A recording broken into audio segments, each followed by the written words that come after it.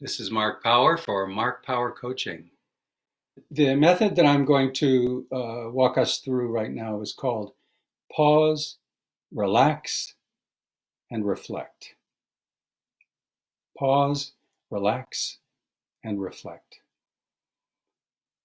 To pause is to shift from a busy mind or an exaggerated emotional experience. Simply to shift, to remember, this is the time to pause. What does that look like? Stop. Allow yourself to settle.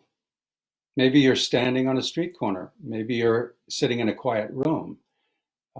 Doesn't matter really what the circumstances are. Find a moment to stop. Pause. As soon as you've done that, you've changed the dynamic. You haven't caused it to go away completely, but you've changed the dynamic. Notice what you feel in your body. Notice. So you're shifting attention away from being caught up in the momentum of busy thinking and to the physical sensations of your body. You can do a quick, simple scan. What am I feeling right now? And then we relax. How? By really putting our attention on the breath. Breathe in and notice whatever you notice, but breathe in full breaths.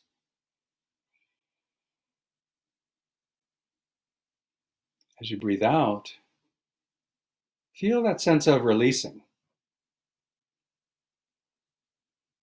That very early experience of relaxation. Breathing in, full breath. Notice, observe, be curious. Breathing out, release, relax. Any amount. And that's the key. Breathe in, breathe out, release, relax. Again, any amount. This is all process. And as we become more familiar, we become more skilled.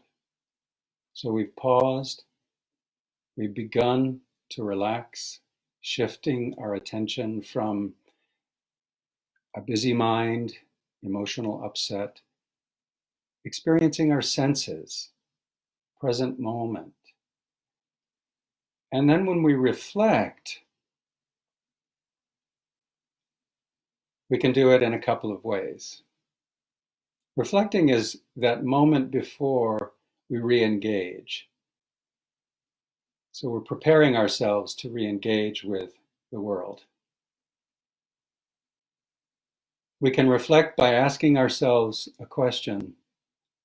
How in this moment might I express any amount of kindness? How in this moment might I express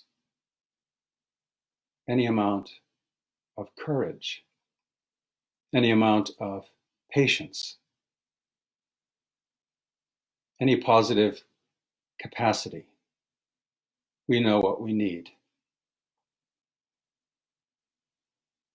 And simply asking the question and allowing ourselves any amount makes it reachable, makes it doable. We're not setting ourselves up for failure. How can I be completely courageous? How can I be completely kind? No, any amount. And then the other method, which you can explore and be playful with, is reflecting on an image of that quality that you're developing, reflecting on an image of kindness, reflecting on an image of courage. And not just in the sense of a quick glance, but with your eyes closed if you're in a place where that's safe and appropriate. But even so, in your mind's eye, bringing to mind the image that expresses that quality fully. You can experiment with that. The mountain that remains immovable, the stream that is able to navigate around obstacles, the ocean that has a profound sense of stillness even when there are many waves. And allow this image to impact your body as well. There's an emotional quality to an image or a metaphor. And once we've connected with that, then we can move forward. I'll carry some aspect of this. I'll carry some amount of this. I'll carry this imprint into what I'm going to do next. And then, of course, the cycle begins again. We have to remember. Remember to pause. And then we have to be willing. We have to be willing to pause, especially in those moments when anxiety has begun to tear us away from this moment, has begun to cause us fear and cause us to withdraw into ourselves. When we come to the present moment, we return to ourselves. We're not withdrawing into ourselves. And so mindful presence is a way for us to meet these anxious moments.